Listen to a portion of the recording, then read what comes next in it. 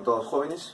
Hoy día vamos a ver el temita de tabla periódica. Tema extenso, hemos tratado de resumir, de acuerdo, de comprimir el tema, de acuerdo, pero aquí está toda la información necesaria para resolver cualquier tipo de problema, de acuerdo.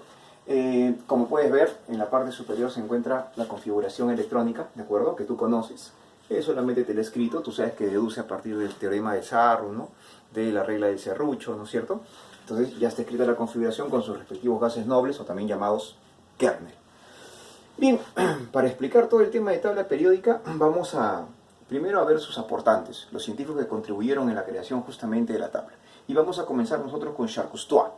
Charles Cousteau contribuye con la tabla, hace una tabla de tipo cilíndrica, ¿de acuerdo?, que tenía los elementos y iban subiendo en forma helicoidal dentro del cilindro, ¿de acuerdo?, desde el menor número de masa hacia el mayor. Claro, él se equivoca diciendo que los elementos, ¿de acuerdo?, subían de acuerdo al número de masa, tiene una falla con respecto a eso, pero Charles Cousteau aporta una de las tablas periódicas más bonitas que hay.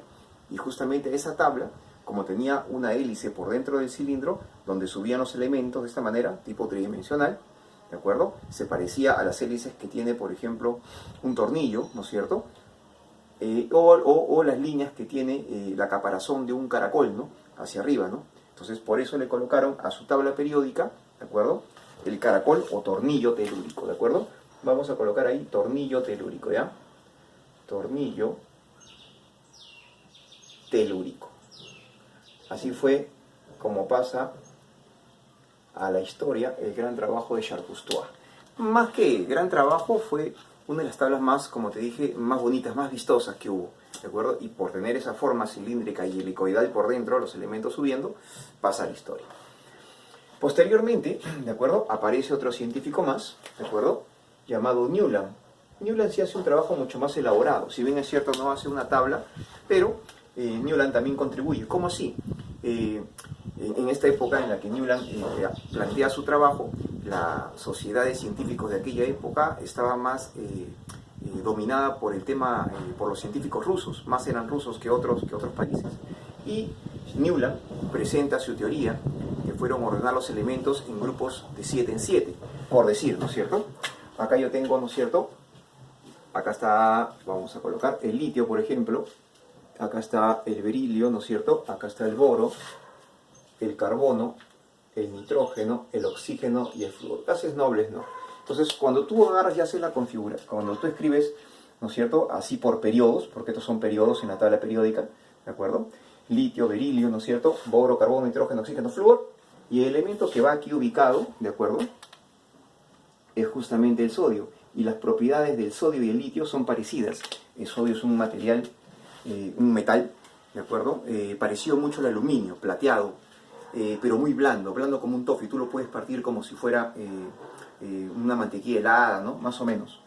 Y es explosivo al contacto con el agua. Esas mismas propiedades también las tiene el litio, son muy similares. Entonces, Newland decía que el litio, ¿de acuerdo?, a partir del litio, 1, 2, ¿no?, 3, 4, 5, 6, 7, ¿de acuerdo?, y el octavo elemento se parecía al primero.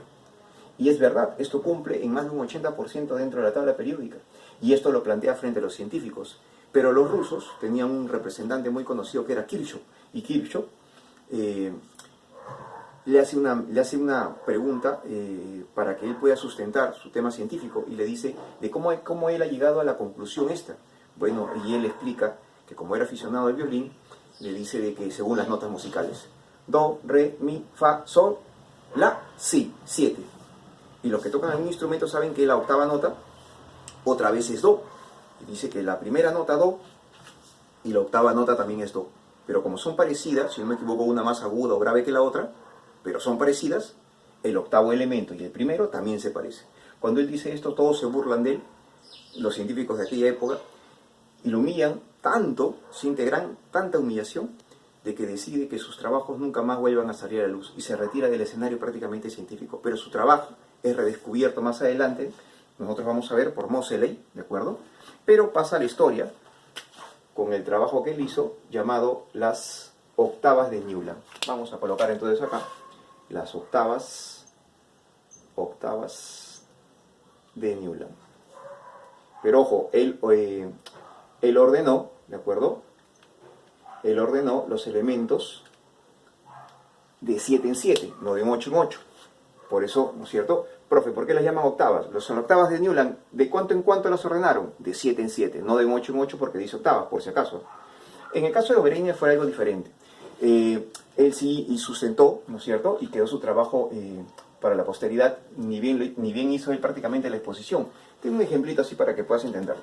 Acá está berilio, acá está el magnesio, y acá está, por ejemplo, el calcio, en la tabla periódica.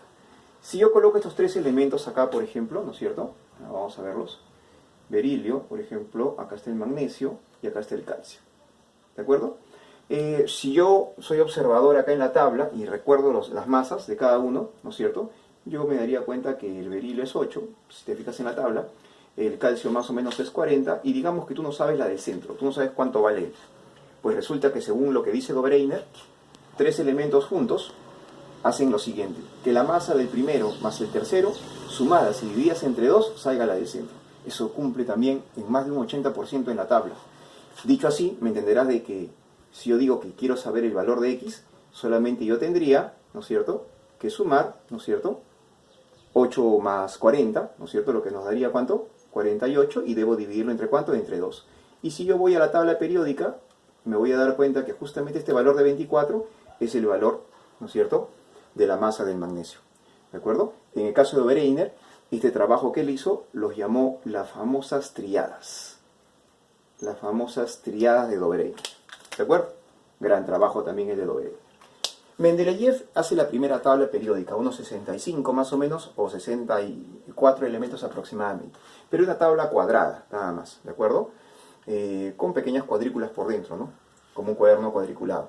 El gran trabajo de Mendeleev pasó a la historia porque él había, en sus escritos, podido predecir los elementos que iban a aparecer en un futuro.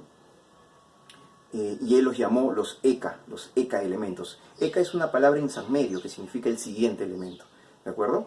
Entonces, él pudo predecir esto. En aquella época los científicos no le hacían caso, no le creían, digamos, pero después de su muerte, ¿cierto?, porque aducen mucho que murió en la calle, dice, pidiendo limosna como un mendigo. Él es ruso, Dmitri Ivanovich Mendeleev, es el menor, cuenta de 17 hermanos. Ya te imaginas el grado de pobreza que debe tener este tipo, este gran científico. Entonces, es verdad, ordenó los elementos de acuerdo al número de masa, ¿de acuerdo? Los ordena los elementos de acuerdo al número de masa. Es verdad que falló en esto, ¿de acuerdo? No lo hizo bien, pero aportó a la historia el asunto de los ECA, elementos. ¿Qué sucedía con estos elementos? Eran elementos que después de su muerte fueron descubiertos y ubicados en los lugares, en la tabla que él había diseñado y con las propiedades que él mencionaba. Esto es bastante complicado, ¿no? Ahí es donde se dan cuenta que este tipo era tremendo genio, ¿no? Pero todos los científicos que tú ves acá hicieron grandes trabajos, ¿de acuerdo? Unos reconocidos y otros no. Pero Moseley, ¿de acuerdo?, porque todos trabajaban en forma separada, Moseley los unió. ¿De acuerdo? No los científicos, sino los trabajos de cada uno. ¿De acuerdo? Cogió lo mejor de cada uno y los unió. Y con el trabajo en esa época de los rayos X que habían sido descubiertos, ¿de acuerdo?, por Soddy y otros científicos más, él utiliza los rayos X para contar los electrones de los elementos. Y llega él a ordenar los elementos, pero ya no de acuerdo al número de masa, sino al número atómico. Entonces vamos acá, ¿de acuerdo?, a colocar que ordena los elementos de acuerdo al número atómico, pero a él se le considera el creador de la ley periódica. ¿De acuerdo? Él hace, ¿no es cierto?, el orden de los elementos, ¿de acuerdo a quién? De acuerdo al Z. Digamos que de alguna manera se lleva los laureles. Previo a esto, ya Werner había diseñado la forma que tú ves. La tabla periódica, la forma que tú tienes, la forma que tú le ves, ¿no es cierto?, que es como un castillo, verdaderamente parece un castillo, ¿no es cierto?, dicen, de arena, el cual fue así descrito por este científico que lo evaluó, y otros más, Kirchhoff. Le dijo, tu tabla periódica tiene la forma, le dice, de un castillo de arena, el cual se va a derrumbar en cualquier momento porque no tiene sustento de tipo científico. Pero sin embargo, el trabajo que hizo también fue humillado públicamente, muy similar a Newland, pero el trabajo que él hizo, ¿no es cierto?, fue, digamos, adelantado a su época, por eso muchos no lo entendían, ¿no? Sin embargo, Moseley, ya después, ve el trabajo de Wegener, muchos años después, y le pareció genial. Y justamente esa es la tabla que tenemos ahora, que no ha sufrido ningún cambio. Esto es, si sabes apreciar, esta es una tabla que se adelanta el tiempo, ¿no? Y que solamente hay que aumentar los elementos. No ha sufrido ningún cambio desde esta época, ¿no? Desde que Werner la creó, ¿de acuerdo? Entonces vamos a colocar acá nosotros, vamos a colocarlo acá de rojito, vamos a colocar acá nosotros, que él diseña la tabla periódica, ¿de acuerdo? Vamos a colocar ahí, diseño de la tabla periódica. Voy a colocar solamente TP, tú sabes que me refiero a tabla periódica, ¿de acuerdo? Bueno, estos son los principales, hay otros más, ¿no es cierto? Pero digamos que estos son los principales aportantes justamente de la creación de la tabla que tú observas ahí, ¿sí?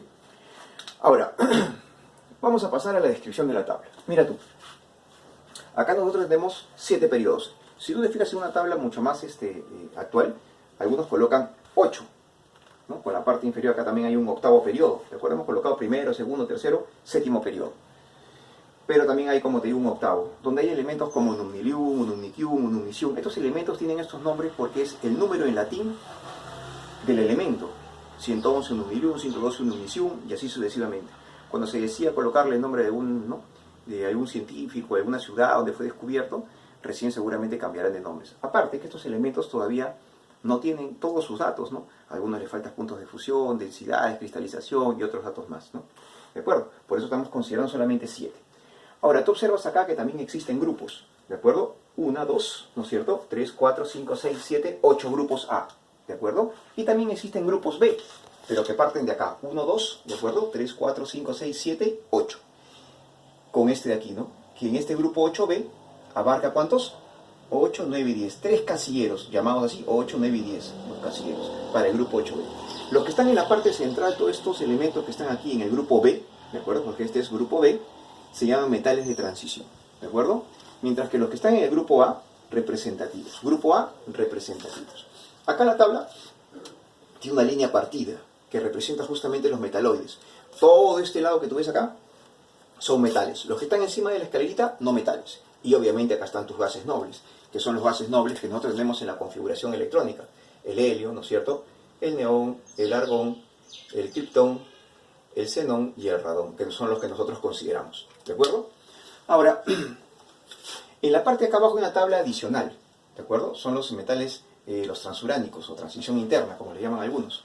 Estos elementos todos pertenecen al grupo 3B y justamente le pertenecen a dos elementos, a los lantánidos, ¿de acuerdo? Y a los actínidos. Que estos dos elementos han sido bombardeados, ¿de acuerdo? Y son los padres, digamos, de todo este grupo de elementos, ¿no es cierto? Acá hay 14, son básicamente 28 elementos los que tú puedes observar ahí. Ahora, acá nosotros vamos a considerar unos tipos de energía que varían hacia un lado y hacia el otro. Por ejemplo, ¿no? Para allá y hacia abajo, como indican las flechas, aquí varía el radio, vamos a colocarlo así, vamos a verlo acá, varía el radio atómico, el radio iónico y el volumen atómico. Estas tres características varían hacia allá y hacia abajo. Por ejemplo, ¿no? Si yo tengo acá, por ejemplo, el calcio, ¿no es cierto? Y tengo, por ejemplo, acá